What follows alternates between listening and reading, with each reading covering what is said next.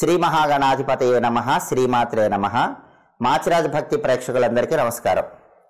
ఉద్యోగపరంగా వ్యాపార పరంగా ఉన్న సమస్యలు అధిగమించాలంటే ఎలాంటి పరిహారాలు పాటించాలో ఈ వీడియోలో మనం తెలుసుకుందాం.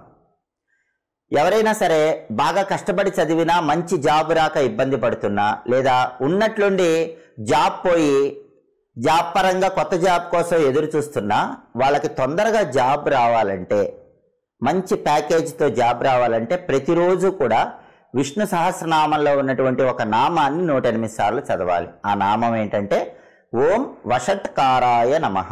ఇది నామం.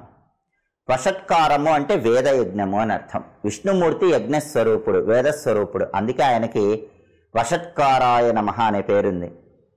విష్ణుమూర్తి అనుగ్రహం ఉంటే ఉద్యోగం తొందరగా వస్తుంది. కాబట్టి ఉద్యోగం తొందరగా రావాలంటే, ఉన్నట్టుండి ఉద్యోగం పోయి కొత్త ఉద్యోగం కోసం ప్రయత్నిస్తున్న వాళ్ళకి కావలసిన ఉద్యోగం లభించాలంటే 41 రోజుల పాటు ప్రతిరోజు ఓం వషట్కారాయ నమః అనే మంత్రాన్ని 108 సార్లు చదువుకోవాలి.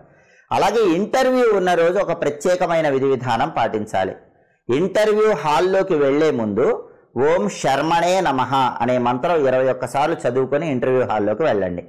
అంటే మీ ముందు ఉన్న అభ్యర్థి ఇంటర్వ్యూ హాల్లోకి వెళ్ళాడు, తర్వాత మీరు ఇంటర్వ్యూ అటెండ్ అవ్వాలి. అటువంటప్పుడు ఓం శర్మణే నమః అని 21 సార్లు చదివి ఆ తర్వాత ఇంటర్వ్యూ అటెండ్ అవ్వండి.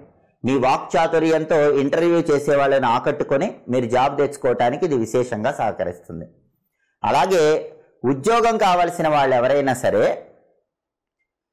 ఆవుకి బుధవారం పూట ఆకుకూరలు తినిపిస్తూ ఉండాలి. తోటకూర, బచ్చలి కూర, పాలకూర, ఇలా బుధవారం పూట గోమాతకి ఆకుకూరలు తినిపిస్తూ ఉంటే తొందరగా ఉద్యోగ ప్రాప్తి యోగాన్ని సిద్ధింపజేసుకోవచ్చు. అలాగే వ్యాపార పరంగా కొంతమందికి సమస్యలు ఉంటాయి. వ్యాపారం సరిగ్గా సాగకపోవటం, వ్యాపారంలో ఒడిదుడుకులు ఉండటం, ఇలాంటివన్నీ ఎదుర్కొంటూ ఉంటారు. అటువంటి వాళ్ళు ప్రతి బుధవారము కూడా కుడి చేత్తో ఒక పిడికెడు పెసలు తీసుకుని మీ వ్యాపార స్థలానికి వెళ్లే ముందు, ఇంట్లో నుంచి బయలుదేరి వ్యాపార స్థలానికి వెళ్లే ముందు మీ ఇంట్లో హాల్లో 4 వైపులా ఆ పెసలు చల్లి మీ వ్యాపార స్థలానికి వెళ్ళండి. మీ ఇంట్లో ఉన్న వాళ్ళని తర్వాత ఆ పెసలు చిమ్మేయమని చెప్పండి. ఇలా ప్రతి బుధవారము చేస్తూ ఉంటే క్రమక్రమంగా వ్యాపారపరమైనటువంటి సమస్యలన్నీ తొలగిపోతాయి. వ్యాపారం చాలా చక్కగా సాగుతూ ఉంటుంది. అలాగే వ్యాపారం బాగా సాగాలంటే శివలింగం ఇంట్లో ఉన్నవాళ్ళు ఆ శివలింగానికి ఒక మంత్రం చదువుతూ కొబ్బరి నీళ్లతో అభిషేకం చేయాలి. ఆ మంత్రం ఏంటంటే ఓం వం వ్యాపారం వర్ధయ శివాయ నమః. ఇది మంత్రం. ఓం వం వ్యాపారం వర్ధయ శివాయ నమః. అలాగే లక్ష్మీదేవి ఫోటో వ్యాపార స్థలంలో ఉండాలి. ఆ లక్ష్మీదేవి ఫోటో దగ్గర ప్రతిరోజు వ్యాపార స్థలం తెరిచాక అగరబత్తులు వెలిగించి శ్రీ శుక్ల మహాశుక్లే నివాసే శ్రీ మహాలక్ష్మీ నమో నమః అనే మంత్రం 11 సార్లు చదివి కొబ్బరికాయ కొట్టి ఆ కొబ్బరికాయ మొక్కలు మీ వ్యాపార స్థలానికి వచ్చిన వాళ్ళకి ఇస్తూ ఉండాలి. శ్రీ శుక్ల మహాశుక్లే నివాసే శ్రీ మహాలక్ష్మీ నమో నమః.